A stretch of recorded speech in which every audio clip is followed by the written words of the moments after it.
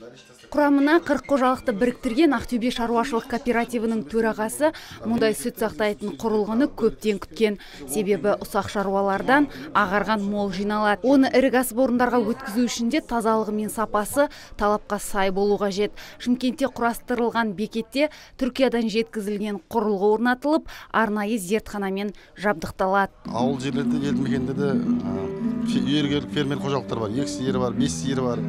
Сол кісілер мысалы сүттерінің сауған кезде қай жаққа жіберерін білмейді көбінесе де. Үйде үй тағады, айран құртылады, кейде қолдары тимесе, ол кейде айнып бүлініп жатады. Соларды сүттерді тиімді пайдалану үшін, қабылдау үшін осы бекеттер арнайы ашылып жатыр. Бұл бекеттердің тиімділігі үйіргелік қожалықтарға өте пайдалы. Bir үйден 10 литр сүт шығады, 20 литр сүт шығады. Үйде келін бекелі бәрі осы сүттерді тапсырып, қолдарына қаржылы ақшаларын ара жұмсай береді. Сүт жинақтайтын арнайы орындар бұрын тек Алматы мен Өскеменде ғана болған, ал енді оңтүстік өңірінде де мұндай орындардың саны 33-ке жетті. Өңір басшысы су жаңа сүт бекеттерінің санын әлі де арттыру қажет деді. Жансейіт Түймебаев шаруалардың алдында жүрегі не үшін ауыратынын да айтты.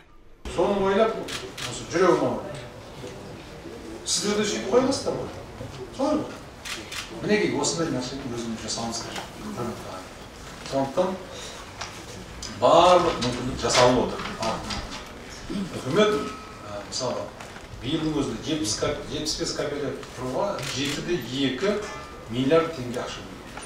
Облыста мұндай сүт бекеттерінің саны әлі де өсе түседі. Бекет Шымкент механикалық зауытында құрастырылып, кейін қажетті құрылғылар орнатылады. Биыл өңірдің ауыл шаруашылық саласын несиелендіруге 27 миллиард теңге бөлінген.